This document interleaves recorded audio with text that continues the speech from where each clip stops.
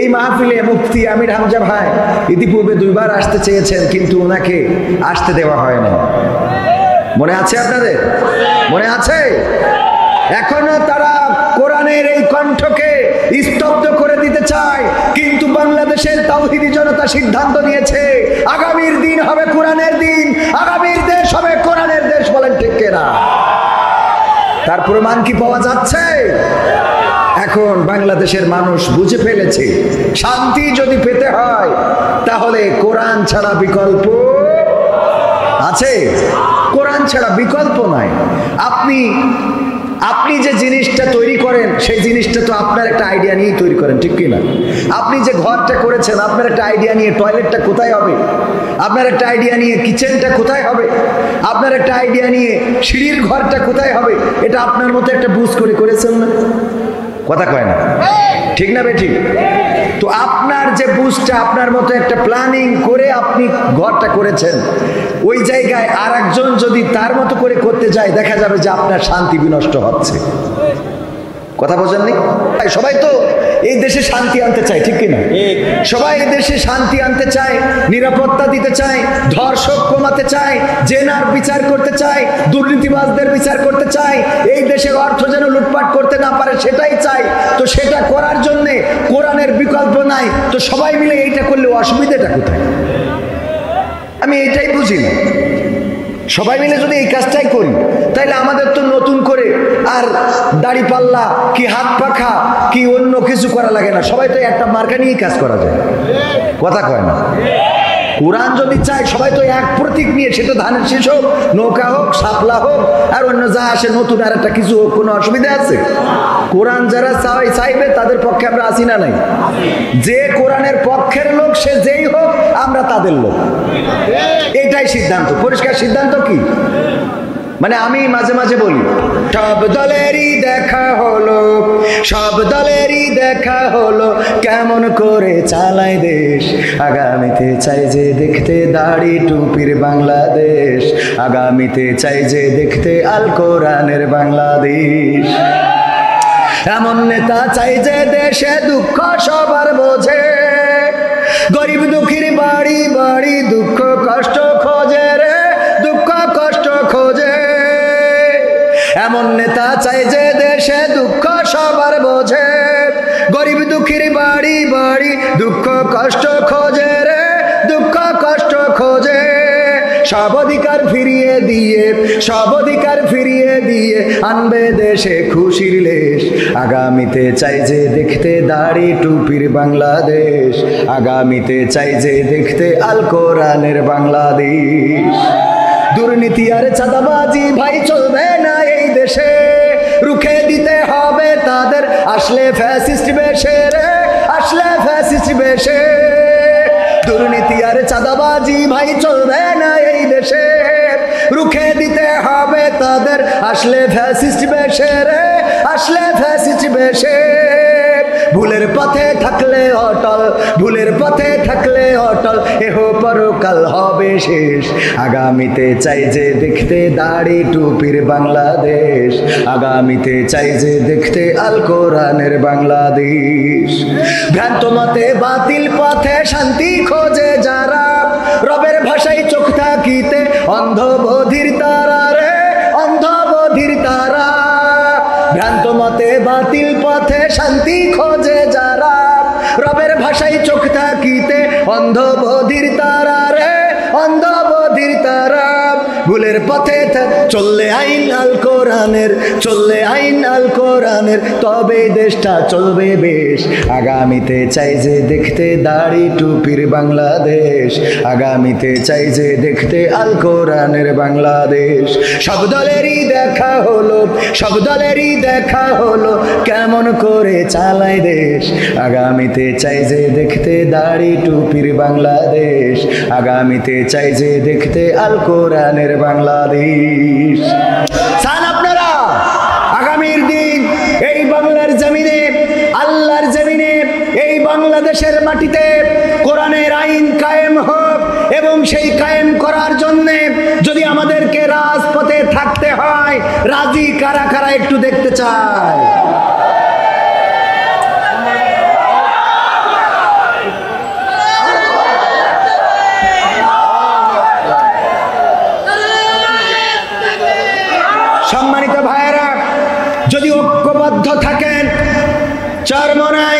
জামাত, হেফাজত, যত ওলামায়ে কেরাম আছে, পাশাপাশি যারা প্রকৃত অর্থে আল্লাহকে ভালোবাসেন, রাসূলকে ভালোবাসেন, তারা যদি ঐক্যবদ্ধ হন তাহলে বাংলাদেশে 5ই আগস্টে যেমন এক ধাক্কায় আমরা অনেককে বর্ডার পার করে দিয়েছি, আর একটা ধাক্কায় এই জমিনে কোরআনের রাজ কায়েম হয়ে যাবে ইনশাআল্লাহ।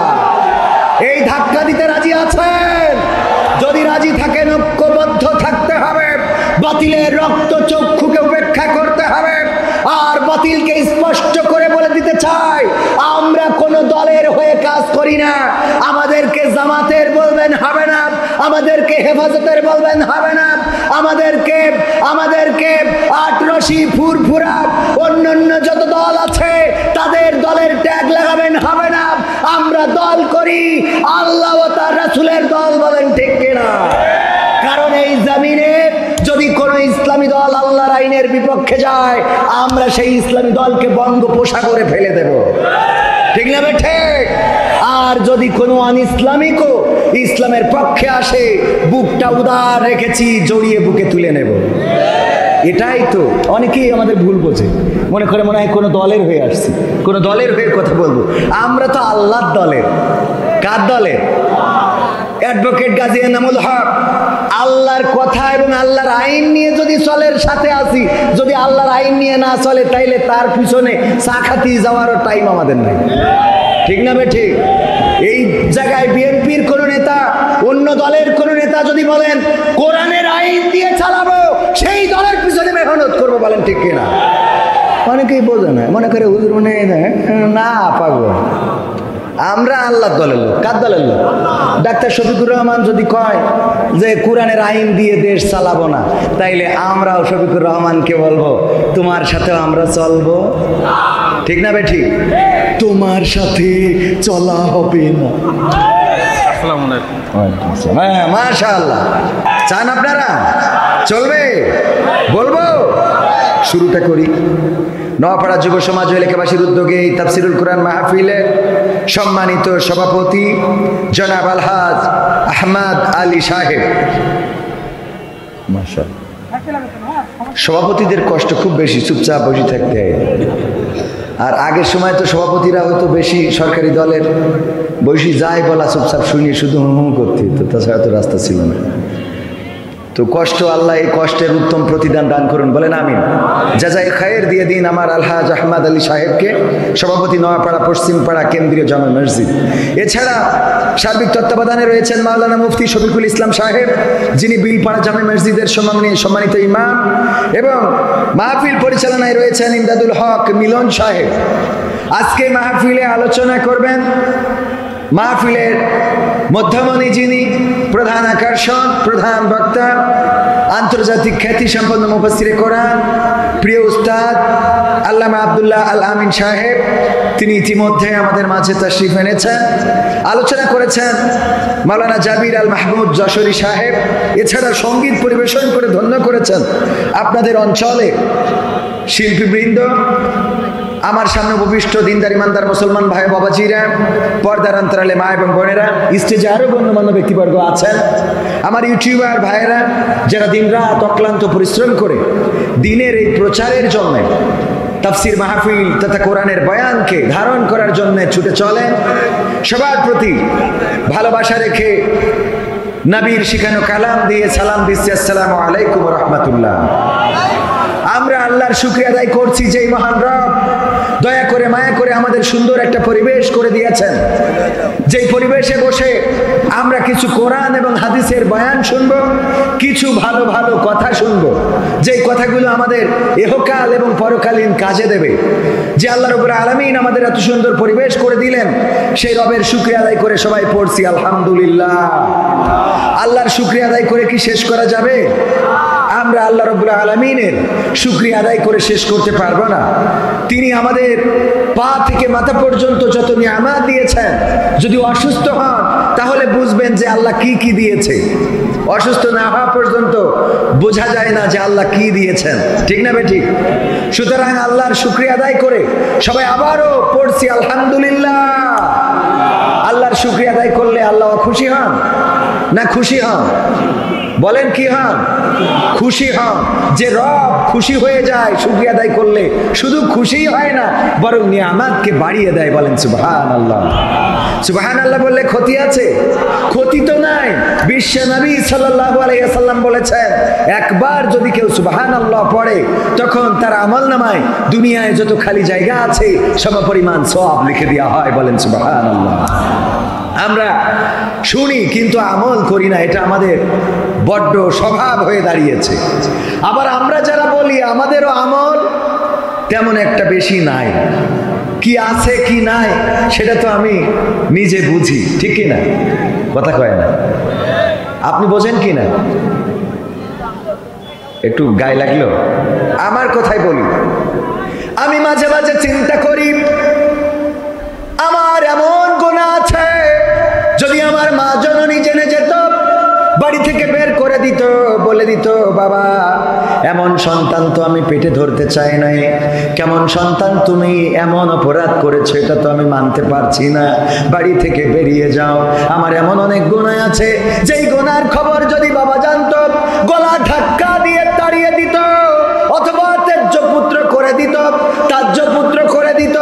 এমন অনেক গুনাহ আছে, যেই গুনার খবর যদি বন্ধু বান্ধব জানতো, ঘৃণার চোখে দেখতো। এমন অনেক গুনাহ আছে, যদি মেম্বার চেয়ারম্যান জেনে যেত, তাইলে বিচার সালিশ বসাতো। এমন অনেক গুনাহ আছে, যদি স্ত্রী জেনে যেত, তাইলে আমাদের সাথে এক খাটে ঘুমাতো না। এমন অনেক গুনাহ আছে, যদি সন্তান জেনে যেত, তাইলে বাবা বলে ডাকতো না। এমন অনেক গুনাহ আছে, যদি আপনারা জেনে যেতেন, তাইলে এই স্টেজে বসে কথা বলতে দিতেন না, বলতেন এমন হুজুরের এই স্টেজে কথা বলা চলবে না, নামিয়ে দাও নামিয়ে দাও। এমন অনেক গুনার খবর পৃথিবীর কোনো মানুষ জানে না, জানেন কে? চিল্লায়ে বলেন। এমন গুনাহ আছে না নাই, যেই গুনাহ প্রকাশ হয়ে গেলে লজ্জায় পড়ে যাব। পরকালের ময়দানে আল্লাহ যদি গুনাহটাকে ওপেন করে দেয়, আর যদি আমার স্ত্রী পাশে বসে আমার গুনাহটা দেখতে পায়, হয়তো ওই দিনও বলবে, তোমার সাথে জান্নাতে যাইতে তো মন চায় না। আল্লাহ যদি জান্নাত দেয়, বলবে এমন পাপী তুমি ছিলা, এমন অপরাধ তুমি করেছো, আহারে আমি তো কল্পনাও করি নাই। তোমার সামনে হাজার হাজার মানুষ বসে কোরআনের বয়ান শুনতো, তোমার সামনে কত যুবক, কত তরুণ, কত কিশোর, পর্দার অন্তরালে কত নারীরা তোমার বয়ান শুনতো, মুগ্ধ হয়ে যেত। আহারে তোমার আমল নামায় এটা কি? এমন গুনাহ শুধু আমার আছে না, আপনাদেরও আছে। আপনাদের যদি না থাকে আলহামদুলিল্লাহ বলেন আলহামদুলিল্লাহ। আর যদি থাকে, আমরা ক্ষমা চাইবো কার কাছে? আল্লাহর কাছে ক্ষমা চাইবো। আমল করতে হবে, আমলটা বাড়াতে হবে, যেটা জানবো সেটা আমলে আনতে হবে। আমার মা বোনেরা আছেন পর্দার অন্তরালে, আরে অনেক মা বোন আছেন, যদি স্বামী আপনার পূর্বের ঘটনা জেনে যেত, তাইলে এই স্বামী আপনার সাথে সংসার করতো না। এমন অপরাধী মনে হয় নাই এই অঞ্চলে? বলেন আছে না নাই? আছে মানে কি? নারীদের ষড়যন্ত্র বড় ভয়ঙ্কর, নারীদের চক্রান্ত বড় ভয়ঙ্কর। আল্লাহ রাব্বুল আলামিন শয়তানের চক্রান্তর থেকে, নারীদের চক্রান্ত থেকে আরো ভয়ঙ্কর বলে উপস্থাপন করেছেন। আপনারা জানেন, ঢাকা শহরে ঘটে গেল, ছাত্রদল নেতাকে হত্যা করেছে। ধারণা করা হলো রাজনীতির কারণে হত্যা হতে পারে, কিন্তু না, রাজনীতির কারণে নয়। টিউশনি করায় বর্ষা নামের এক মেয়েকে, আর এই জোবায়েদ, সে টিউশনি করাতে যে মেয়েটার সাথে রিলেশন হয়েছে, মেয়েটার সাথে সম্পর্ক হয়েছে, তার আবার 9 বছর ধরে সম্পর্ক রয়েছে অন্য ছেলের সাথে। এইটার কারণে সিদ্ধান্ত নিতে পারছে না কার সাথে যাবে। এরকম হয় না? হয় না? কার সাথে যাবে? দুইটাই ভালো লাগে। ভাত খাবা না মুড়ি খাবা? ভাত খাইলে মুড়ি দিয়া সম্ভব না, মুড়ি খাইলে ভাত দিয়া সম্ভব না। জিজ্ঞাসা করা হলো, ভাত খাবা না মুড়ি খাবা? কয় মুড়ি খেয়ে তারপর ভাত খাবো। বর্ষার অবস্থা দাঁড়াইছে এইটা। চিন্তা করলো, টিউশনি মাস্টারকে দেখি কেমন, হয়তো চেক টেক করে দেখেছে, বেশি নেটওয়ার্ক পায় না, এই জন্যে আবার পুরাতনে ফিরে যেতে চেয়েছে। উপায় কি? এইটারে মেরে ফেলতে হবে, হত্যা করতে হবে। দায়িত্ব দেওয়া হলো, তাকে হত্যা করো, তা না হলে আমি তোমার হতে পারবো না। মাহির নামের ছেলেটা মেয়ের এই ফাঁদে পা দিয়ে হত্যা করলো। একজন মায়ের কোল খালি করলো, বাবার স্বপ্নগুলো চূর্ণ বিচূর্ণ হয়ে গেল। একজন মানুষ পৃথিবী থেকে বিদায় নিল। আরে কত নিষ্ঠুর, কত নিষ্ঠুর। যখন দরজায় নক করে বলেছে একটু বাঁচাও, মেয়েটা বলেছে আমি তোমাকে বাঁচাতে চাই না, কারণ তুমি না মরলে আমি ডিসিশন নিতে পারছি না, আমি মাহিরের হতে পারবো না, সুতরাং আমি তার হওয়ার জন্য তোমার মরার প্রয়োজন। এই হলো বর্তমান যুগের নারীরা। ওগো আমার ভাইয়েরা, তাদের এই চক্রান্ত আল্লাহ ভয়ঙ্কর বলে উপস্থাপন করেছেন। কত নারী আছে পরকীয়া প্রেমিকের জন্য নিজের সন্তানকে পর্যন্ত ফেলে চলে যায়, আছে না নাই? আছে না নাই? মনিরামপুরে নাই? আছে, আছে। বিদেশে কত কষ্ট করে আমার প্রবাসীরা, মাথার ঘাম পায়ে ফেলে। মনিরামপুরের অসংখ্য মানুষ, আডাডুডু মালয়েশিয়া। মালয়েশিয়ায় ছিলেন এমন কেউ আছেন নাকি? এখানে ছিলেন। আডা সায়া তাও রামায় ওরাং ডুডু দি মালয়েশিয়া, মনিরামপুর মিয়া ওরাং বাইয়া ওরাং আডা মালয়েশিয়া। মালয়েশিয়ায় অনেক লোক থাকে মনিরামপুরের, মালয়েশিয়ায় থাকে, কষ্ট করে, মাথার ঘাম পায়ে ফেলে, টাকা পাঠায়, আর টাকাগুলো তুলে নিয়ে ঝাপা পাওড়ে আর একজনের সাথে, আছে না নাই? আজকালকের ছেলেরা বই নিয়ে আর বসে না, ও বাবা গুগলে সার্চ করিয়া পড়ি। ওরে কালের মেয়েরা কোরআন হাদিস ধরে না, এখনকার মা বোনেরা কোরআন হাদিস পড়ে না, ঝাপাপা বাউড়ে গিয়ে টিকটকে ভিডিও ওরা করে। ঠিক তো? আজকালকের ছেলেরা বই নিয়ে আর বসে না, গুগলে সার্চ করিয়া পড়ি। আগের সময় প্রেম করিলে সভাপতি বলতো পাইছো কি, এখন বলে সব করিয়া বাবু তুমি খাইছো কি? বলে না, বলে না, বাবু তুমি কি খেয়েছো? বাবু শরীরের যত্ন নিও, ভালো করে খেও। আহারে বাবু বুড়ো ধাড়ি হয়ে গেছে, এখনো বাবু বলা লাগে, কথা কয় না। আগের সময় প্রেম করিলে বলতো মুরব্বীরা বলতো পাইছো কি, এখন বলে সব করিয়া বাবু তুমি খাইছো কি? লজ্জা শরম নাই, আইলাম কোন জামানায়, লজ্জা শরম নাই, আইলাম কোন জামানায়, ভবিষ্যৎ দেখি অন্ধকারে। আজকালকের ছেলেরা বই নিয়ে আর বসে না, ও বাবা মোবাইলে সার্চ করিয়া পড়ি। নতুন করে হয়েছে চালু এখন আবার কন্টেন্ট, পরিচয় করাই দেখি এই আমার গার্লফ্রেন্ড। যুবকরা কথা কয় না, আমার জিএফ, আমার বিএফ, শর্টকাট আমার জিএফ। এটা কি শুধু ছেলেরা পরিচয় করায়? কথা কয় না, শুধু ছেলেরা করায়? নতুন করে হয়েছে চালু এখন আবার কন্টেন্ট, পরিচয় করাই দেখি এই আমার বয়ফ্রেন্ড। কোন পাশে? মা বোনেরা এই পাশে। শরমের মাথা খাইয়া গেছে ওরা পাগল হইয়া, শরমের মাথা খাইয়া গেছে সব পাগল হইয়া, ভবিষ্যৎ দেখি অন্ধকারে। আজকালকের ছেলেরা বই নিয়ে আর বসে না, ও বাবা মোবাইলে সার্চ করিয়া পড়ে। এখনকার মা বোনেরা কোরআন হাদিস ধরে না, ও আল্লাহ টিকটকে ভিডিও ওরা করে।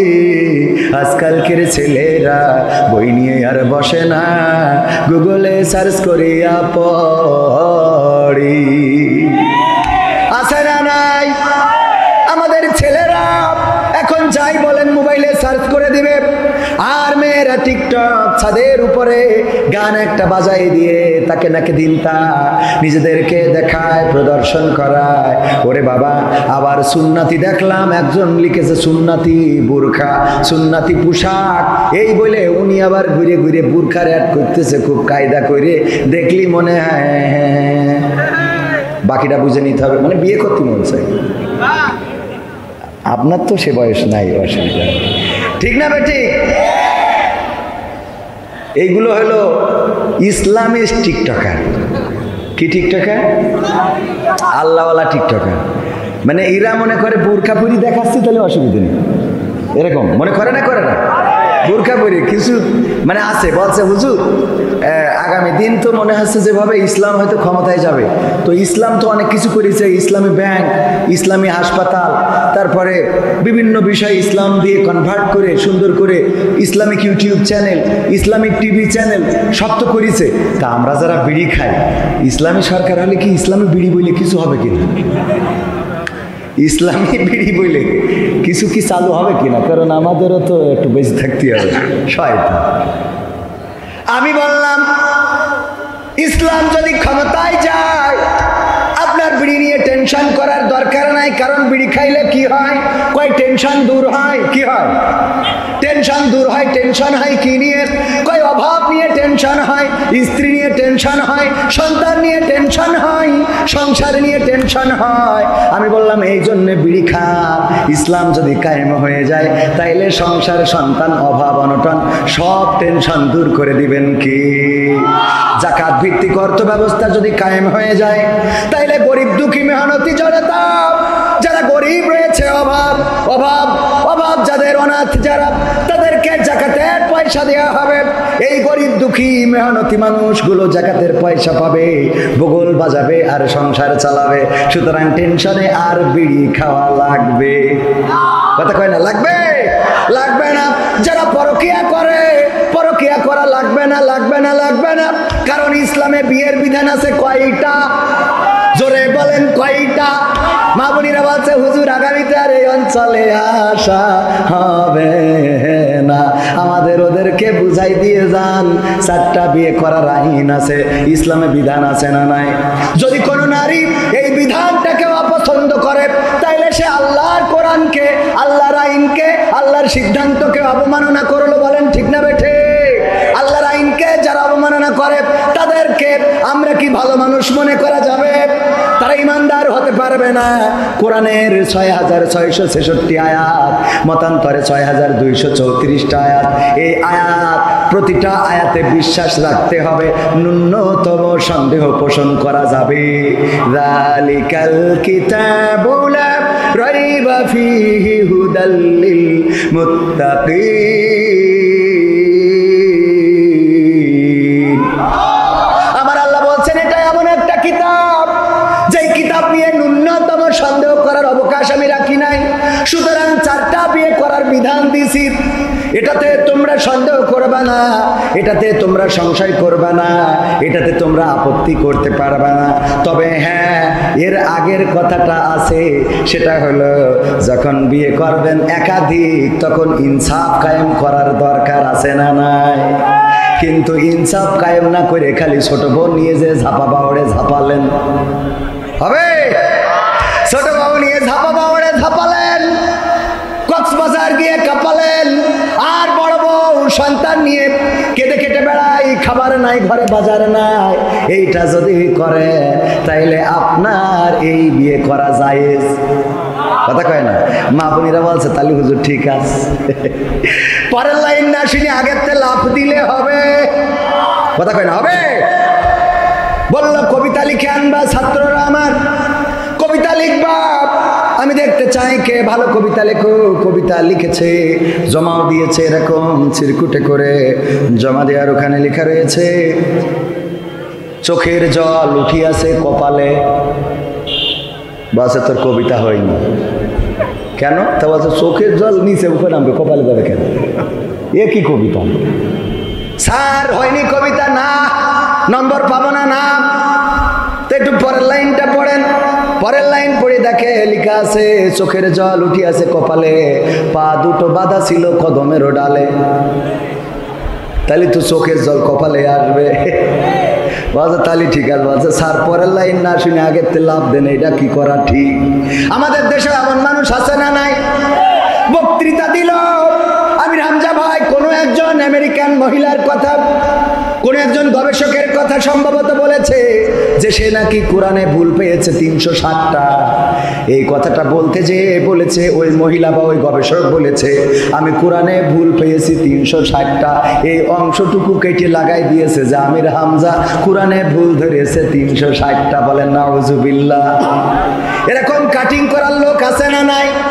আগেরটা শোনে না, পরেরটাও শোনে না, মাঝখান ধরি টানাটানি। একবার খবর আসলো আল্লামা দেলোয়ার হুসাইন সাইদির মেয়ে বেরোয় গেছে, বেরোয় যাওয়া তো বলছেন আঞ্চলিক শব্দ, আর একজনের সাথে পালিয়ে গিয়ে বিয়ে করেছে। খবর আসলো ছোটবেলা বাবা বেঁচে আছে।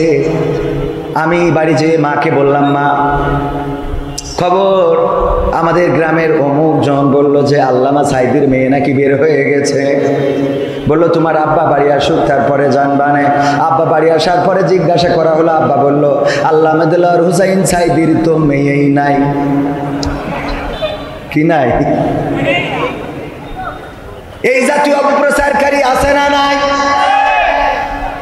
এমন যারা অপপ্রচার করে ওরা হলুদ মিডিয়া, হলুদ সাংবাদিক আর কিছু দুষ্কৃতিকারী, তারা নানান ভাবে অপপ্রচার করে ইসলামকে পচাতে চায়। ইসলামী মূল্যবোধে যারা বিশ্বাসী তাদেরকে বাংলার জমিনে বিতর্কিত করতে চায়, মানুষ যেন তাদের থেকে দূরে যায়। এই কাজগুলো এখন করে না, আগেও ছিল। আল্লাহর নবী হজের সময় কোরআন তেলাওয়াত করছেন তাঁবুতে বসে। আবু জাহেল প্রত্যেক তাঁবুতে যায় আর বলে ওই দূরে যে ওই তাঁবুটা দেখা যায় ওইটাই যেন যাবা না, ওইটার ধারের কাছে যাবা না। বলল কেন? কারণ ওই লোকটা এই মক্কার পাগল, বলেন নাউজুবিল্লাহ। ওই লোকটার নাম মুহাম্মদ সাল্লাল্লাহু আলাইহি ওয়াসাল্লাম। সে মক্কার পাগল, আমরা তাকে পাগল বলেই জানি। সে কি জানি কবিতা পাঠ করে, তার কাছে জিন্না শয়তান কে আসে জানি না। সে এমন কিছু পাঠ করে যে এটা শুনে অন্যরাও পাগল হয়ে যায়। সুতরাং খবরদার যেন তার কাছে যাবা না। এই অপপ্রচার আবু জাহেল করেছে, এখনকার জামানায়ও এমন অপপ্রচার আছে না নাই? আমার নবী কি পাগল ছিলেন? আমার নবী মজনুন ছিলেন না, আমার নবী পাগল ছিলেন না। আমার নবীর চরিত্রটা ছিল একেবারে চাঁদের গায়ে কলঙ্ক থাকতে পারে, কিন্তু বিশ্বে নবীর চরিত্রের মধ্যে কি কোনো কলঙ্ক ছিল? আল্লাহর নবীর মহিলা সাহাবী বলেছেন, দাওয়াত করে খাইয়েছেন। একজন পুরুষ সাহাবী দাওয়াত করেছেন, মা দাওয়াত করে খাওয়াবেন। আল্লাহর নবী সেই সাহাবীর বাড়িতে গিয়ে খেয়েছেন। ওই মহিলা সাহাবী বর্ণনা করেন, আমি চাঁদনি রাতে আকাশের চাঁদের দিকে তাকালাম আর নবী মুহাম্মাদের চেহারার দিকে তাকালাম। আমার মনে হলো চাঁদের গায়ে কালিমা আছে, কলঙ্ক আছে, কিন্তু নবী মুহাম্মাদের চেহারার মধ্যে কোনো কলঙ্কের দাগ নাই। এত সুন্দর চেহারা ছিল। আম্মা আয়েশা রাদিয়াল্লাহু তাআলা বলেছেন, ও বিশ্ববাসী শুনে নাও, আমাদের নবীর চেহারাটা কেমন ছিল। যারা ইউসুফ আলাইহিস সালামকে দেখার পরে ফল কাটতে কাটতে নিজেদের হাতগুলো কেটে ফেলেছে, টের পায় নাই। যখন জুলাইখাকে জিজ্ঞাসা করলো বান্ধবীরা, ওগো জুলাইখা, তুমি ইউসুফের মধ্যে কি এমন খুঁজে পেয়েছো? কেন তার জন্য এত পাগল হয়ে গিয়েছো? তুমি এমন একটা রাষ্ট্রপ্রধানের স্ত্রী, তুমি এত সম্মানিত মানুষের স্ত্রী, তারপরেও কেন একজন কয়েদি, একজন দাস যাকে কিনে আনা হলো, তার প্রেমে পাগল হয়ে গেলে? কেন তার জন্য তুমি এত দেওয়ানা হয়ে গেলে? কিসের জন্য ইউসুফ আলাইহিস সালামকে এত ভালোবাসলে? কোন কারণে? জুলাইখা বলল, ঠিক আছে, তোমাদের হাতে কলমে প্র্যাকটিক্যালে দেখাবো। ডেকে আনার পরে ফল দিল সবার হাতে আর চুরি দিল। তারপরে ইউসুফ আলাইহিস সালামকে কারাগার থেকে বের করে এনে সামনে চেয়ারে বসিয়ে দিল আর বলল, ফলগুলো কাটো। ফলগুলো কাটতে কাটতে কাটতে কাটতে কাটতে নিজেদের হাতগুলো কেটে টপ টপ টপ টপ করে রক্ত ঝরিয়ে ফেলেছে, টের পায় নাই। বলল, ওগো আমার বান্ধবীরা, ওগো সখীরা, তোমরা জানো নাকি আপেল শেষ হয়ে গেছে, এখন আঙ্গুল কাটা ধরেছো। ও তাকিয়ে দেখে, আরে সত্যিই তো তাই, কখন আঙ্গুল কেটে ফেলেছে, চেহারার দিকে তাকিয়ে টের পায় নাই। আম্মা আয়েশা রাদিয়াল্লাহু তাআলা আনহা বলেন, ওগো বিশ্ববাসী শুনে নাও, আমার নবীর চেহারাটা এত সুন্দর ছিল। যারা সেই জামানায় আপেল কাটতে কাটতে নিজেদের আঙ্গুল কেটেছে, ওই মেয়েগুলো যদি আমার নবীকে দেখতো, তাইলে আপেল কাটতে কাটতে আঙ্গুল নয়, কলিজাটা কেটে ফেলতো, তারপরেও তারা টের পাইতো না। রাসূল নামে কে এলো মদিনায়, রাসূল নামে ওরে আকাশের চন্দ্র কেড়ে, ওরে আকাশের চন্দ্র কেড়ে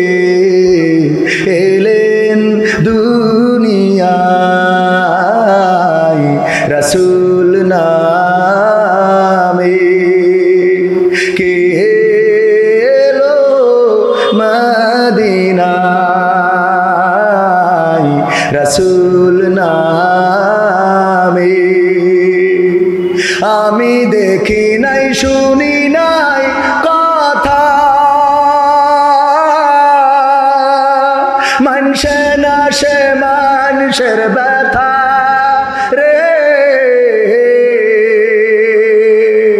আমি দেখি নাই শুনি নাই কথা,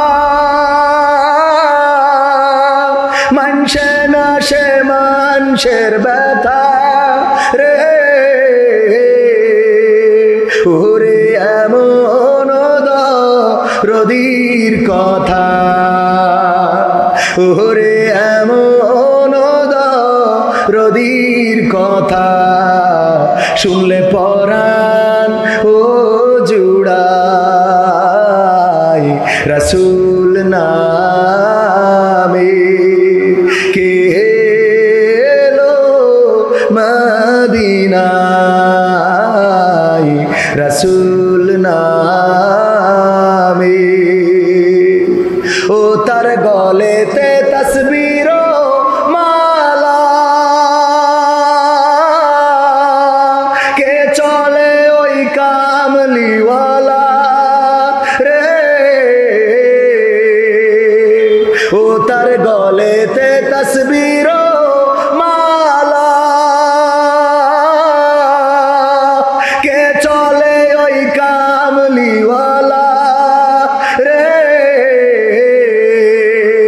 ওরে আমার বুকের দরগা তলা, ওরে আমার বুকের দরগা তলা, তার ডেকে নিয়ে আয়, রাসূল নামে কে এলো মদিনায়,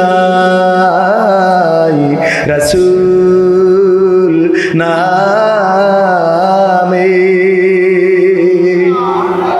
মারহাবা বলা যাবে না? আসসালামু আলাইকুম।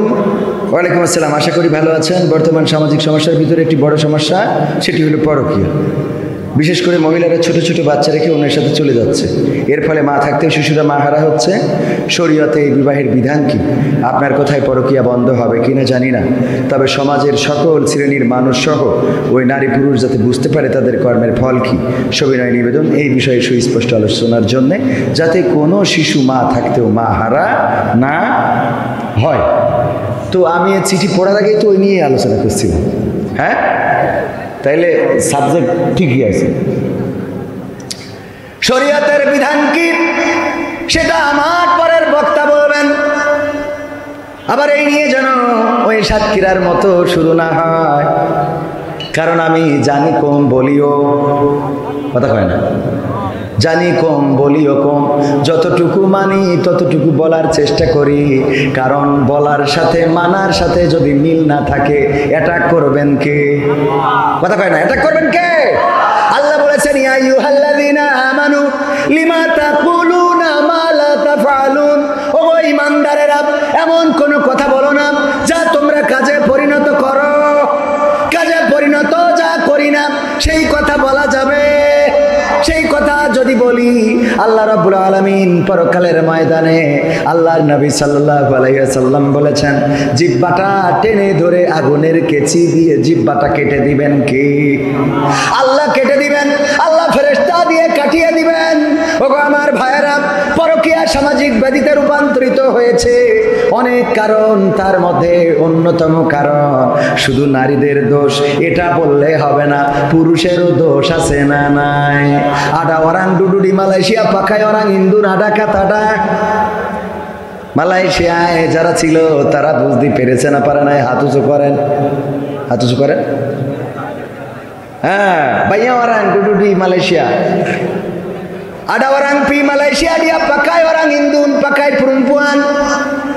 Kalau sana pakai perempuan, dia pun pakai orang lain lagi, butoy kata butoy। Malay ভাষায় বললাম, বুঝেছেন? মালয়েশিয়ায় যারা ছিল ট্রান্সলেশন করে দিই, বললাম এই দেশে থেকে যারা বিদেশে যায় অনেকে আছে ওখানে যে নারী ব্যবহার করে, এমন আছে না নাই?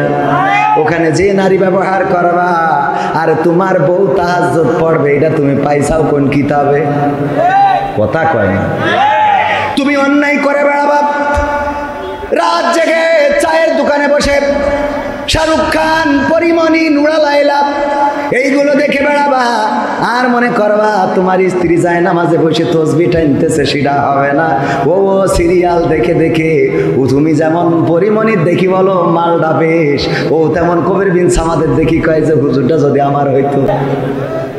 কি হ্যাঁ, তুমি আর একটা সাথী পারলি, ও সাথী আরে না।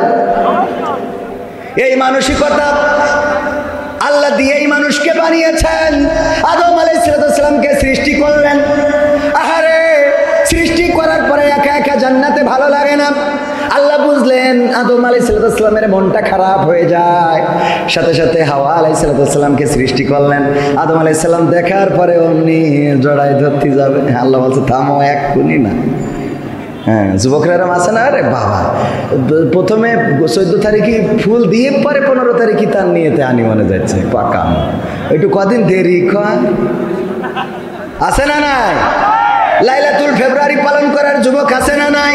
তুমি যার লাগে এমবি ভরো তার তো বাটন ফোন। ওরে কেমন করে বুঝবে গো সে, কেমন করে বুঝবে গো সে ডিজিটাল তোর মন। তুমি যার লাগিয়া, তুমি যার লাগিয়া এমবি ভরো তার তো বাটন ফোন। মেসেজ দিলে সিন করে না, দেয় না তো রিপ্লাই, ভিডিও কলে বলবা কথা ক্যামেরা তার নাই রে, ক্যামেরা তার নাই। মেসেজ দিলে সিন করে না, দেয় না তো রিপ্লাই, ভিডিও কলে বলবা কথা ক্যামেরা তার নাই রে, ক্যামেরা তার নাই। ওরে ডিজিটাল এই যুগ জামানাই, ডিজিটাল এই যুগ জামানাই অ্যানালগ তার মন। তুমি যার লাগিয়া, তুমি যার লাগিয়া এমবি ভরো তার তো বাটন ফোন। প্রেম প্রীতি ভালোবাসা বিয়ের আগে নয়। হ্যাঁ, এবার যুবকরা ঠিক কয় না, এই ঠিক না বেটে? প্রেম প্রীতি ভালোবাসা বিয়ের আগে নয়।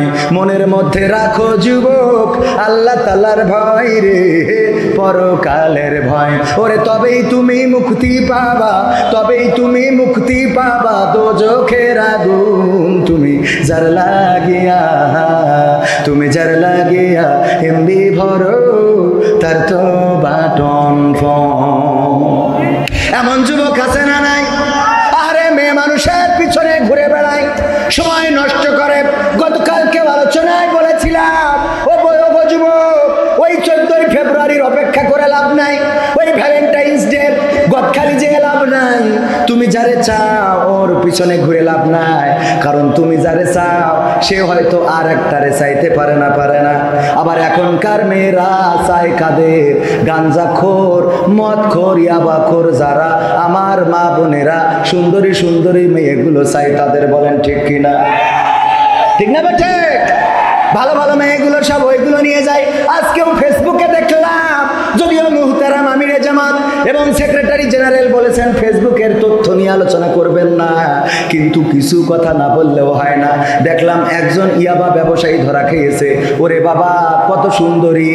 আর অপর দিকে ওই যে মেয়েটার জন্য একজন খুন হয়েছে আর 2 জন জেলে গিয়েছে, তার চেহারার দিকে তাকালে তো পান্তা ভাতি খাওয়া যায় না। ঠিক না বেঠিক? এই জন্যে মাঝে মাঝে ফেসবুকে দেখলাম 2-1 লিখেছে শিক্ষিতরা কি পছন্দ করে আর ইয়াবাখোররা কি পছন্দ করে। ইয়াবাখোরদের বউ ভালো না খারাপ?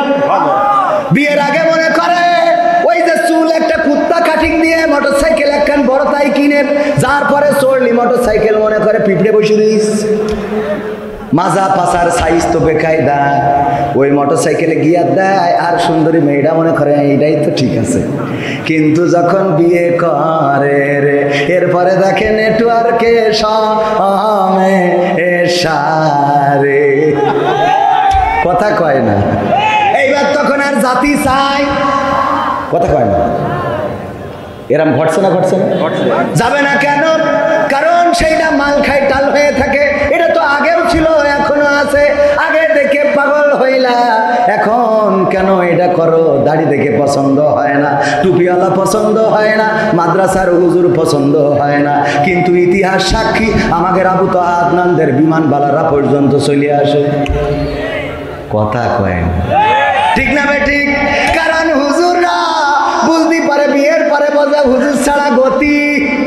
কারণ বোর যত্ন করে কারা? হুজুর যারা তারা বোর যত্ন করে। আর যারা ওই নেটওয়ার্ক ছাড়া ওরা তো বোর কেমনে যত্ন করতে হয় এই হাদিসটাই তো পড়ে নাই। কথা কয় না ওরে ভাই, দোয়াটাও তো পারে না। দোয়ার সময় ওর বললেন বোম্মালো দোয়া বলতে হবে। কথা কি খারাপ লাগছে বাজান? এই জন্যে ওই যে পরকীয়া বেড়ে যাচ্ছে, এই পরকীয়া বাড়ার পিছনে আমাদের সামাজিক যে অবক্ষয়, আমার কথাই তেমন পরিবর্তন হবে না, হবে না। কত বড় বড় হুজুর রস করলো তাই হইল না, আর আমি তো হুজুরই না, আমার কথায় আর কি পরিবর্তন হবে? তারপরেও আমরা চাই এই সমাজ যেন পরিবর্তিত হয়। মা বোনেরা কন্ট্রোলে চলবেন, কিন্তু তার আগে পুরুষের কন্ট্রোল দরকার আছে না নাই? আপনি নামাজ পড়বেন না, আপনি মসজিদে যাবেন না, ফজরের আজান হয়ে যায় আর আমার পুরুষের ঘুমটা ভাঙে না। ফজরের আজান হয়, ঘুম তো ভাঙে না, 8টা 10টা বেজে যায়, তাও পুরুষ ঘুম থেকে ওঠে না, আর মনে করে বউ তাহাজ্জুদ পড়বে। এটা হবে না। বরং বউ যদি বেনামাজি হয়, নামাজের কথা বলার দরকার নাই। আপনি মসজিদে যাওয়া শুরু করেন, দেখবেন আপনার স্ত্রী অটোমেটিক যায় নামাজে বসে যাবে। বলেন ঠিক কিনা? এই জন্য পরকীয়া কমানোর জন্য আগে পুরুষের হেদায়েত দরকার আছে না নাই?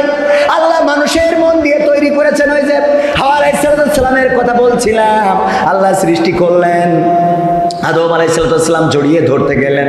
আল্লাহ বলল এখনই না, বাউন্ডারি আছে, বাউন্ডারি ক্রস করা যাবে না। তোমাদের মধ্যে বিবাহ হবে, তারপরে একে অপরে একসাথে থাকতে পারবা। আল্লাহ বিবাহের বিধান দিয়েছেন অন্যায় থেকে বাঁচানোর জন্য।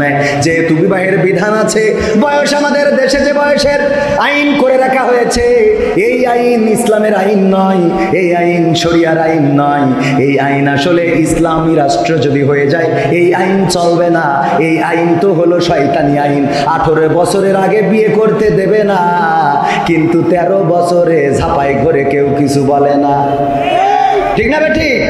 এটা কি ভালো আইন হইল? তোমার ঝাপাই ঘুরে বেড়ায়, ঝাঁপিয়ে বেড়ায়, কাঁপিয়ে বেড়ায়, মোটরসাইকেলে গিয়ার দেয়, এত জোরে চালায়, পিছনে যে কারেন্টের খুঁটিতে মেরে একটা পাতালে আর একটা হাসপাতালে। ঠিক না বেঠিক? এইগুলো করে বেড়ায়, এইটা নিয়ে কোনো আপত্তি নাই। কিন্তু বিয়ে করলে কিছু সমাজকর্মী যারা কয় সমাজের মূল্যবোধ নষ্ট হবে, এই জাতীয় কিছু মহিলা, কিছু পুরুষ আছে যাদের গায়ে আগুন ধরে যায়, পুলিশ নিয়ে যেয়ে বিয়ে বন্ধ করে, এমন আছে না নাই? আছে না নাই? এইগুলো বন্ধ করার দরকার। এইগুলো যদি বন্ধ করতে হয়, কোরআনের আইনের দরকার। কিসের আইনের দরকার? কোরআনের আইনের দরকার। ধর্ষণ করলে কোনো সমাজকর্মী, কোনো মানবতাবাদী কোনোদিন চিৎকার করে তাদের কথা বলতে শুনি নাই। কিন্তু 18 বছরের আগে যদি বিয়ে করে, তাইলে ওরা গলা ফাটায়। এইগুলো হলো শয়তানের প্রেতাত্মা। শয়তানেদের দায়িত্ব দিয়ে অন্য জায়গায় বসে আছে, এরা বাংলাদেশে কর্ম পরিচালনা করে। বলেন ঠিক কিনা? ঠিক না বেঠে? পুরুষ ভালো হওয়া লাগবে। পরকীয়া থামানোর জন্য আমার পুরুষদেরকে দিনদার ইমানদার হতে হবে, আল্লাহওয়ালা হতে হবে, নামাজি হতে হবে, রোজাদার হতে হবে, দাড়িওয়ালা হতে হবে, টুপিওয়ালা হতে হবে, টাকুনুর উপরে কাপড় পরতে হবে, পরের সম্পদ ফাঁকি দেওয়া যাবে না, চুরি করা যাবে না, মিথ্যা বলা যাবে না, মানুষের গালমন্দ করা যাবে না, গীবত করা যাবে না, পরনিন্দা করা যাবে না, পরচর্চা করা যাবে না, অন্যায়ভাবে কাউকে মারা যাবে না, অন্যায় কথা কাউকে শোনানো যাবে না। আল্লাহ রাব্বুল আলামিন এবং তার নবী যে আদর্শ দেখিয়ে দিয়েছেন, আল্লাহর হুকুম এবং রাসূলের আদর্শ অনুযায়ী যদি নিজেদেরকে গড়ে তুলতে পারেন, তাইলে অটোমেটিক আপনার নারীরাও ভালো হয়ে যাবে, সমাজটাও ভালো হয়ে যাবে। বলেন ঠিক কিনা? মা বাবা যদি নামাজি হয়, সন্তান 5টার মধ্যে 1টা 2টা খারাপ হতে পারে, কিন্তু 3টা নামাজি হবে, ম্যাক্সিমাম ভালো হবে। কি মা? ঠিক না বেঠিক? মা বাবা যদি নামাজি হয়, সন্তান হয়তো 1টা 2টা, আল্লাহ গোমরা করতেও পারে। হেদায়েত কার কাছে? আল্লাহ নূহ আলাইহিস সালামের সন্তান কেনানকে হেদায়েত দেয় নাই।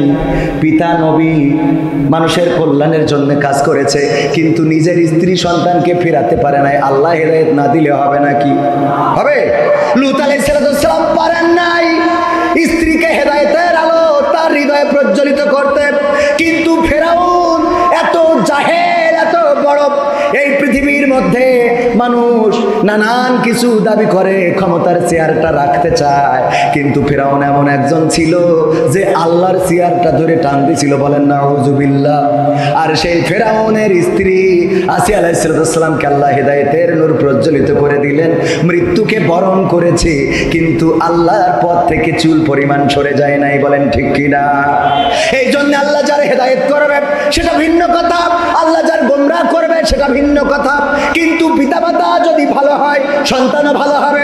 যেই সন্তানকে ফজরের নামাজের সময় ডাকলে মা বাবা বলতো ওর পরীক্ষা, সকালবেলা স্কুল, এখন মসজিদে যেতে পারবে না, ওই সন্তান বড় হয়ে মাদকাসক্ত হবে। এইটাই তো স্বাভাবিক, কারণ যেই সময় মানুষ বানানোর দরকার ছিল সেই সময় মানুষ বানাতে দেওয়া নাই। যখন তার কোরআনের আন্দোলনে নিয়ে যেতে চাওয়া হয়, যখন তার কোরআনের কর্মী বানাতে চাওয়া হয়, তখন বলে আমার সন্তানের দিয়ে রাজনীতি করাবো। এবার ও ইয়াবা নীতি করে বেড়ায়, কথা কয় না, ঠিক না বেঠে? আদর্শবান চরিত্রবান যদি খোঁজেন, দেখবেন দাড়িওয়ালা, টুপিওয়ালা, ইসলামিস্ট যারা, কোরআনের কর্মী যারা, দিনের খাদেম যারা, 2-1 জন 2-5 জন শয়তানের ওয়াসওয়াসায় পড়তে পারে না, কথা কয় না। একেবারে 100 কি ভালো, হয়তো একটা দেখাবেন যে ভাই অমুক হুজুর তো এই করেছে, এরা মাসে না, 2-1টা তো শয়তানের গোমরায়, শয়তানের ওয়াসওয়াসায় পড়বে। শয়তানের তো কাজ দিয়ে আল্লাহ পাঠাইতেছে, ঠিক না বেঠিক? শয়তানের কাজ দিয়েছে না যে তুই যে ই কর। তবে আমি মনে করি শয়তানের যে ধৈর্য, এটা অবাক কাণ্ড। একটা মানুষের পিছনে আমৃত্যুকাল লেগে থাকে, আর আমাদের ধৈর্য, আমরা হুজুররা তুই ওয়াজ শুনলি শোন, না শুনলি বাড়ি চলে যা, এই বলি না। কিন্তু শয়তান কোনোদিন বলে নাই যে আমার গান শুনলি শোনো, না শুনলি চলে যাও, এটা বলে না। শয়তান সকালবেলা থেকে শুরু করে ইশার নামাজ পর্যন্ত আপনার পিছনে লেগে থাকে, যে যেন মসজিদে না যেতে পারেন, যেন নামাজে জামাতে নামাজ না পড়তে পারেন, কোরআন যেন না পড়তে পারেন। শয়তান সুন্দর করে বলে ফজরের তো কেবল আজান হলো, আর একটু পরে উঠছেন, বলে না? ধৈর্য এত একেবারে মৃত্যু পর্যন্ত লেগে থাকে। কিন্তু আমরা হুজুররা টাকা না হলে তো ওয়াজই শোনাই না, সভাপতি কথা সত্য, ঠিক না বেঠিক? আমরা হুজুররা টাকা না দিলে আমরা মাঝে মাঝে স্ট্যাটাস দিই কোরআনের দাওয়াত নিয়ে মনিরামপুরি, সারা বছরে একদিনও দেখা গেল না যেই দিন টাকা পাইলাম ওই দিন কোরআনের দাওয়াত নিয়ে আইলাম। কত বড় কোরআন প্রেমিকা আমি, কথা কয়। এটা কি সত্য না মিথ্যা বলছি? আমার কথা বলছি, তা ঠিক করবেন না কেন? বলেন ঠিক না বেঠিক? জোরে বলেন ঠিক না বেঠিক? আরো জোরে ঠিক না বেঠিক? আমি সূরা আসর তেলাওয়াত করেছি, সূরাটা সবার মুখস্থ, ছোট্ট সূরা। এই সূরার ব্যাখ্যা, এই সূরার একটা তাফসীর আছে, আল্লামা দেলোয়ার হোসেন সাইদি করেছেন, এত সুন্দর তাফসীর। এই সূরাটার তাফসীর শুনলেই হেদায়েত নসিব হয়ে যায়। সূরাটা নাজিলের প্রেক্ষাপটটা ছিল আবু বকর রাদিয়াল্লাহু তাআলা আনহু যখন আল্লাহর নবীর সাথে দিন রাত দিনের কাজের সময় দেন, ঘুরে বেড়ান যে ইসলামকে ক্ষমতায় আনতে হবে, ইসলামকে রাষ্ট্র ক্ষমতায় বসাতে হবে, এই সমাজ থেকে চুরি, ডাকাতি, ছিনতাই, দুর্নীতি সব দূর করে ফেলতে হবে। এর জন্য নবীর পিছনে যখন মেহনত করতেন, তখন কাফেরেরা বলল, আবু বকর তুমি তো ক্ষতিগ্রস্তের মধ্যে পড়ে গেছো, তুমি যতদিন নবী মুহাম্মাদের সাথে ছিলে না সাল্লাল্লাহু আলাইহি সাল্লাম, তার সাথে যতদিন ছিলে না ততদিন তুমি ভালো ছিলে, তোমার তো দিনকাল ভালো চলতো, তোমার ব্যবসা বাণিজ্য ছিল ভালো, তুমি ঠিকমতো দোকান খুলতে পারতে, তুমি ঠিকমতো ব্যবসা বাণিজ্য দেখাশোনা করে সংসারটা চালাতে পারতে। কিন্তু নবী মুহাম্মাদের সাথে ঘোরা ধরে তোমার তো এখন সংসারটাও ঠিক মতো চলে না, এখন তোমার টাকা পয়সা তেমন নাই, এখন তুমি মধ্যবিত্ত থেকে গরিব হয়ে যাচ্ছ। ওগো বাবু আবু বকর, তুমি তো নবী মুহাম্মাদের পিছনে যাওয়ার কারণে ক্ষতিগ্রস্তের মধ্যে পড়ে গেছো। এই কথা যখন আবু বকর রাদিয়াল্লাহু তাআলা আনহুকে বলল, বিশ্ব নবীর কান পর্যন্ত পৌঁছালো। আল্লাহ রাব্বুল আলামিন সূরা আসর নাজিল করে দিয়ে বললেন, ওগো পৃথিবীবাসী শুনে নাও, সময়ের কসম করে বলি, শুধু আবু বকর নয়, প্রতিটা মানুষ ক্ষতিগ্রস্তের মধ্যে রয়েছে। শুধু আবু বকর রাদিয়াল্লাহু তাআলা আনহু নয়, প্রতিটা মানুষ ক্ষতিগ্রস্তের মধ্যে রয়েছে, সব মানুষ ক্ষতিগ্রস্তের মধ্যে রয়েছে। শুধু সেই মানুষগুলো বাদে। কোন মানুষগুলো? ইল্লাল্লাযীনা আমানু, যারা ঈমান এনেছে, ওয়া আমিলুস সলিহাত, এবং আমলে সলেহ করেছে, ভালো কাজ করেছে। তারপরে ওয়া তাওয়াসাউ বিল হক, এবং হকের নির্দেশ দিয়েছে, এবং এবং কি করেছে, ধৈর্যের উপদেশ দিয়েছে। এই চারটা কাজ যারা করেছে তারা ক্ষতিগ্রস্ত থেকে বেঁচে গেছে। ইমানের বিষয়ে আমরা সবাই জানি না জানি না ইমান আমাদের আছে না নাই? আল্লাহর প্রতি ইমান আছে না নাই? ওয়ামিনান নাসি মান ইয়াকুলু আমান্না বিল্লাহি ওয়া বিল ইয়াউমিল আখির ওয়া মা হুম বিমুমিনিন। আমার আল্লাহ বলছেন মানুষের মধ্যে এমন অনেক লোক আছে যারা বলে আমরা ঈমান এনেছি আল্লাহর প্রতি এবং পরকালের প্রতি, কিন্তু আদতে তারা ঈমানদার নয়। তারা মুনাফিকি করে, নেফাকি করে, ওরা ঈমানদার হতে পারে নাই। এটা থেকে তারা বিমুখ হয়ে আছে। এখন বলেন আমরা বলে ঈমানদার, আর আল্লাহ বলে, ওরা মুখে বলে, আসলে বাস্তবতায় নাই। কার কথা সত্য, আমাদের না আল্লাহর? কার কথা সত্য? আল্লাহর কথা সত্য, 100% সত্য, দিবালোকের মতো সত্য। রাতের অন্ধকার যেমন আসে তেমন সত্য, এই পৃথিবী যেমন আছে এটা যেমন সত্য তেমন সত্য, সূর্য আছে, চন্দ্র আছে, এটা যেমন সত্য তেমন সত্য আল্লাহর কোরআনের কথা। আল্লাহ বললেন মানুষের মধ্যে এমন অনেক লোক আছে যারা মুখে বলে আমরা আল্লাহকে বিশ্বাস করি, পরকালকে বিশ্বাস করি, অথচ তারা মুখে বিশ্বাস করে, মুখে বলে, অন্তরে বিশ্বাস করে না, বিশ্বাস পোষণ করে না। এখন চিন্তা করে দেখেন আল্লাহর প্রতি ঈমান আনার পরে দ্বিতীয়তম কাজ কোনটা? হ্যাঁ, দুই একজন মনে করছে বলবো না, জোরে বলেন কোনটা, আরো জোরে কোনটা? এর আওয়াজ দিলি আগামীতে স্লোগান দেওয়া যাবে। অসংখ্য ওলামায়ে কেরামের সাথে ওনার সম্পর্ক রয়েছে, কিন্তু এই সম্পর্ক থাকলে অনেকেই ভুল ধারণা পোষণ করে যে উনি মনে হয় এই করি, উনার তো আল্লাহ কামাই ইনকাম কম দিন। কথা কয় না, এরকম মনে করে না? আমাকে, আব্দুল আলামিন ভাইকে, আমির হামজা ভাই সহ ওলামায়ে কেরামকে মহব্বত করেন, ভালোবাসেন। বাতিলের যখন শাসন ছিল সেই সময় উনি আমাদের পাশে ছিলেন। মাদ্রাসা করবেন, একটা করছেন। এই মাদ্রাসা ইন্টারন্যাশনাল মানের মাদ্রাসা হবে। আপনারা এটা কি চান? ভালো কাজ যেই করুক তার সাথে থাকার দরকার আছে না নাই? ভালো কাজ যে করবে তার পক্ষে থাকতে হবে। আজকে আলোচনার টপিকেও ওইটা ছিল। আল্লাহ বলেছেন ঈমান আনতে হবে আর আমলে সলেহ করতে হবে। ঈমানের পরেই কোন কাজ? আমলে সলেহ কাজ। ঈমানের পরে যে কাজটা সেটা তো আছেই, মানে এই আয়াতে কারিমা অনুযায়ী ঈমানের পরে আল্লাহ কি বলেছেন? আমলে সলেহ। কি বলেছেন? কথা কয় না। আমলে সলেহ, ভালো কাজ, সৎ কাজ, নেক কাজ, এই করার তাগিদ করেছেন কে? আল্লাহ রাব্বুল আলামিন। আর আমি যে আলোচনায় ছিলাম যে ঈমান আনার পরে পরবর্তী দায়িত্ব আমাদের উপরে কি চলে আসে, বলেছিলেন তো কয়েকজন, কি আসে? নামাজ। যদি কেউ কালেমা পড়ে এমন সময়, যেই সময় সূর্য অস্তমিত হয়ে যাচ্ছে, নামাজের হারাম ওয়াক্ত শুরু হয়ে যাবে, কিন্তু আল্লাহু আকবার বলার মতো সময় রয়েছে, তাইলে তার উপরে ওই আসর নামাজটা ওয়াজিব হয়ে যাবে। যদি কোনো নারী পবিত্র হওয়ার আগে এমন সময় পবিত্র হলেন যেই সময় সূর্য অস্তমিত হতে যাচ্ছে, আল্লাহু আকবার বলার মতো একটু সুযোগ আছে, ওই সময়ও যদি পবিত্র হয়ে যায় তবুও তার ওই ওয়াক্তের নামাজটা পড়ে নিতে হবে। ও আমার ভাইরা, এই জন্য ঈমানের পরে নামাজ। আমি যেটা বলছিলাম, আল্লাহর প্রতি যদি আমাদের ঈমান থাকে, পরকালের প্রতি যদি আমাদের ঈমান থাকে, পুলসিরাতের প্রতি যদি আমাদের ঈমান থাকে, কবরের প্রতি যদি আমাদের ঈমান থাকে, গায়বের প্রতি যদি আমাদের বিশ্বাস থাকে, তাইলে আজান হওয়ার পরে কেমন করে আপনি চায়ের দোকানে বসে থাকেন, আজান হওয়ার পরে কেমন করে কম্বলটা টেনে নিয়ে আবার ঘুমিয়ে পড়েন, আজান হওয়ার পরে মসজিদে না যেয়ে কেমন করে আপনি আপনার ব্যক্তিগত কাজে ব্যস্ত থাকেন। যদি আল্লাহর প্রতি বিশ্বাস থাকতো তাইলে আপনি আজান হয়ে গেলে নামাজ না পড়া পর্যন্ত শরীরের মধ্যে অশান্তি কাজ করতো। বলেন ঠিক কিনা? তাইলে কি আমাদের ঈমানটা ঠিক আছে? তার মানে আল্লাহ বলেছে তাদের কথা যারা বলে আমরা বিশ্বাস করেছি, আমরা ঈমান এনেছি, আল্লাহর প্রতি এবং পরকালের প্রতি বিশ্বাস যদি করে থাকতো তাইলে নামাজ পড়তো, রোজা রাখতো, রোজার মাস আসলে গ্যাস্ট্রিক শুরু হয় এমন আল্লাহর বান্দা আছে না নাই? ওরে বাবা, ওর রোগ যত আছে 11 মাস হয় না, রোজার মাসে শুরু হয়। আবার এখন কিছু মুসাল্লিয়ানে কেরাম আছে, ও দুনিয়ার সব কাজ করে বেড়ায়, আইল কেটে তুলোধুনা করিয়ে দিচ্ছে, আর মসজিদে আসলে চেয়ারে না বসলে নামাজ পড়তে পারে না। এরম আল্লাহর বান্দা আছে না নাই?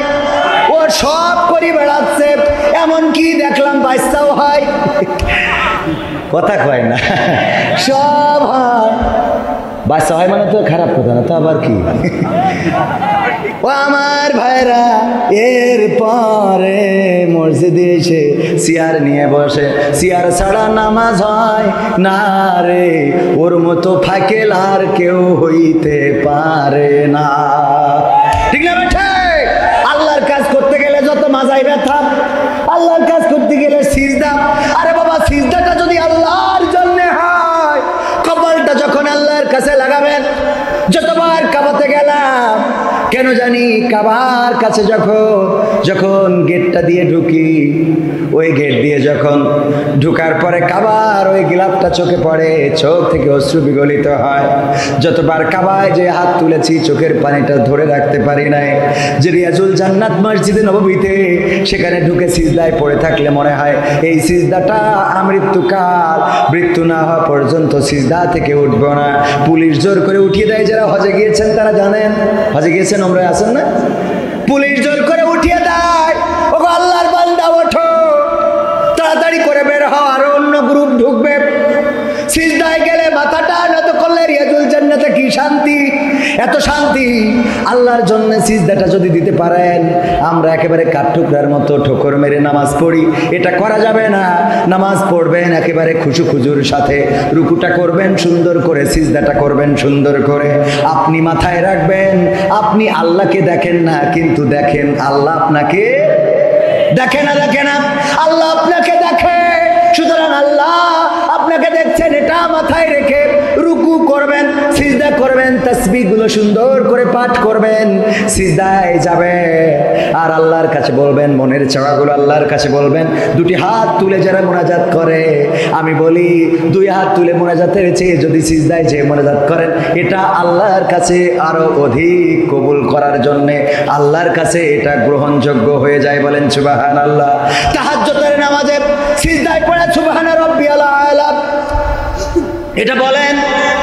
এরপরে আপনার চাওয়াগুলো বলেন, ওগো রব তুমি পবিত্র, তুমি আমার কষ্ট দূর করে দাও, তুমি আমার অভাবটা দূর করে দাও, তুমি আমার চাকরির ব্যবস্থা করে দাও, তুমি আমার লেখাপড়ায় কামিয়াবি দান করে দাও, তুমি আমার ঘরে নেক পাত্রী দিয়ে দাও।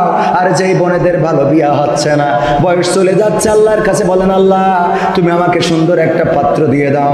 তাহাজ্জুদের নামাজে আল্লাহর কাছে মাথা নত করে চোখের অশ্রু ফেলে গভীর রাত যদি কাঁদতে পারেন, আল্লাহর নবী বলেছেন, আল্লাহ রাব্বুল আলামিন আরশ আজিম থেকে ফেরেশতাদেরকে ডেকে বলেন, ওগো ফেরেশতারা, আমার ওই বান্দাগুলো সবাই যখন ঘুমানো, তখন এই বান্দাগুলো কেন এই রাতের অন্ধকারে এইভাবে সিজদায় পড়ে কান্নাকাটি করে, চোখের পানি কেন ফেলে?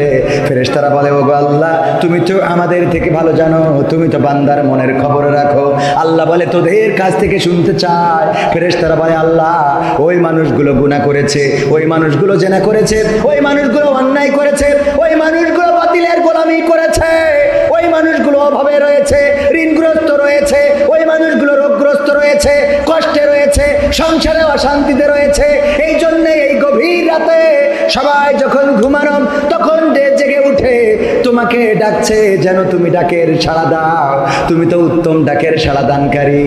আল্লাহ রাব্বুল আলামিন ফেরেশতাদেরকে বলেন, ওগো আমার ফেরেশতারা, তোমরা সাক্ষী থেকে যাও, এই গভীর রাতে যারা উঠলো, উঠে যারা আমাকে ডাকলো, আমার কাছে চাইলো, আমি ওদের সকল চাওয়াগুলো আমি আল্লাহ পাওয়া করে দিলাম। বলেন সুবহানাল্লাহ।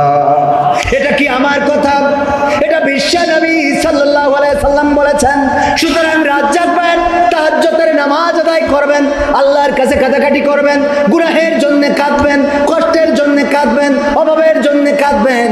আল্লাহ রাব্বুল আলামিন আপনার কষ্ট অভাব দূর করে দিবেন। আপনি সুখ চাইবেন, আল্লাহ সুখ দেবে। আল্লাহ আত্মিক প্রশান্তি দান করে দিবে। আল্লাহ রাব্বুল আলামিনের কাছে মাথা নত করে দিবেন। তার মানে ঈমানের পরের কাজ হলো নামাজ আদায় করা। এরপরে আপনি সাওয়াম পালন করবেন, যাকাত দিবেন, হজ করবেন, এবিলিটি থাকলে এটা ইসলামের স্তম্ভ গেল। আর সূরা আসর অনুযায়ী আপনি কি করবেন? আল্লাহ বলছেন ঈমান আনবেন, এরপরে সৎকর্ম করবেন। সৎকর্মের মধ্যে ছোট একটা টিপস আপনাদেরকে দিয়ে যাই। সৎকর্ম যারা করতে চান মসজিদে তো যান, মসজিদে যাওয়ার পরে মসজিদের মুসাল্লিদের জুতোগুলো থাকে এলোমেলো, এই জুতোগুলো একটু ঘুরিয়ে সোজা করে দেওয়া যাবে না? যাবে না? যাবে। এটা সৎকর্ম, এই কাজগুলো করেন। ছোট্ট কাজ, কিন্তু এই কাজের সওয়াব বেশি না কম? ছোট কাজ। আমার স্যার বলেন, সেই দিন তুমি মনে করবা তুমি অহংকারী নও, যেই দিন তুমি ফকিরকে সালাম দিতে পারবা। কি করবা? ফকিরকে আমরা সালাম দিই, বরং ফকির সালাম দিলেন। আর আমারও তো এমনি মিরাজ খারাপ হয় ফকির দেখলে, কারণ এখন বেশিরভাগ ফকিরই না, বেশিরভাগ ফকিরই না। ফকিরকে সালাম দিবেন, অহংকার কমে যাবে। মসজিদের জুতা জোড়াটা সোজা করবেন, মানুষের সাথে ভালো আচরণ করবেন। বাজারে যাওয়ার পরে আমরা ভালো তরকারিগুলো কিনি, কিন্তু দেখবেন অনেক সময় অসহায় গরিব মানুষ, বাড়িতে একটা পেঁপে গাছ ছিল, বুড়ো মানুষ, বুড়ি বলেছে আমার তো ওষুধটা নাই, দেখো ওই পেঁপে দুইটা পেড়ে নিয়ে যে বিক্রি করতে পারো কিনা, যদি বিক্রি করতে পারো তাইলে আমার ওষুধটা কিনে আইনো। এই বুড়ির কথা চিন্তা করে বুড়ো মানুষটা গাছে থাকা কয়টা 3টা 4টা পেঁপে নিয়ে যে বসে আছে। আরে বুড়ো মানুষটা মলিন মুখে দাঁড়িয়ে থাকে, বসে থাকে, ওই পেঁপেটাকেও কিনতে চায় না। যেই দোকানে তরকারি বেশি সেই দোকানে কাস্টমার বেশি। আর এই অসহায় মানবিক এই কাজগুলো, অসহায় মানুষটার এই মানবিক কাজগুলো করতে চায় না। আমলে সলেহ হলো আপনি বাজারে যাবেন, দেখবেন সবচেয়ে কে খারাপ অবস্থায় আছে, কার দোকানে কাস্টমার কম, কার কাছে মালামাল কম, কে ছোট দোকান, তার দোকানে যান, কেনাকাটা করেন, যেন এই মানুষটা স্বাবলম্বী হতে পারে। আপনি ওই পেঁপেটা যদি কিনে আনেন, হয়তো ওই পেঁপেটার মধ্যে বাড়ি বুড়িটার ওষুধ কেনার পয়সা রয়েছে, এই কাজটার জন্য পেঁপেটাও কিনা হইল, আর সোয়াব দিয়ে দিবেন কে? আমলে সলে, বুঝেছেন তো? ছোট কাজ, কিন্তু এই কাজগুলো অনেক বড়, অনেক বড় সোয়াব আল্লাহ রাব্বুল আলামিন আপনাকে দিয়ে দিবেন। সম্মানিত ভাইয়েরা, কথা বেশি বাড়াবো না। বাবা তোমার দরবারে সব পাগলের খেলা। তারপরে আরো গান শুনতে চেয়েছি। ওই সময় বিপদে যখন ছিলাম তখন একটা গান লিখেছিলাম, কিন্তু সেই গানটা ওই সময় গাতি দিত না, একবার গাইছিলাম, গাওয়ার পরে জুতো থুয়ে পালাতি হয়েছিল। বলেন সুবহানাল্লাহ। হ্যাঁ, গণতন্ত্র চিনি না আমি, জানি না গণতন্ত্র, গণতন্ত্র দেখিনি আমি, শুনেছি গণতন্ত্র। এটা ছিল না? কথা কয় না? গণতন্ত্র চিনি না আমি, জানি না গণতন্ত্র, গণতন্ত্র দেখিনি আমি, শুনেছি গণতন্ত্র, গণতন্ত্র চিনি না আমি, জানি না গণতন্ত্র, গণতন্ত্র দেখিনি আমি। হ্যাঁ, ও তো মাথায় আস, টেনশন করার দরকার নেই। শুনেছি গণতন্ত্র, শুনেছিলাম আমি বাংলাদেশে গণতান্ত্রিক রাজা, যখন যারে মনে চেয়েছিল ধরে দিয়েছিল সাজা। ঠিক না বেঠে? শুনেছিলাম আমি বাংলাদেশে গণতান্ত্রিক রাজা, যখন যারে মনে চেয়েছিল ধরে দিয়েছিল সাজা। কাউকে দিয়েছিল ফাঁসির দণ্ড, রেখেছিল আয়না ঘরে, কাউকে আবার লাশ বানিয়ে ভাসিয়েছিল সাগরে। কাউকে দিয়েছে ফাঁসির দণ্ড, রেখেছে আয়না ঘরে, কাউকে আবার লাশ বানিয়ে ভাসিয়েছে সাগরে। করেছে এসব কিসের জোরে? ছিল কি দাদার মন্ত্র? কেমন গণতন্ত্র ছিল, কেমন গণতন্ত্র, গণতন্ত্রের আড়ালে ছিল মোদির ষড়যন্ত্র। কেমন গণতন্ত্র ছিল, কেমন গণতন্ত্র, গণতন্ত্রের আড়ালে ছিল দাদার ষড়যন্ত্র। শুনেছি আগে নির্বাচনে লাগতো টাকার নোট, দেখেছি আমরা ভোট করিতে লাগেনি কোনো ভোট। লেগেছে বলেন? ভোট তো লাগেনি।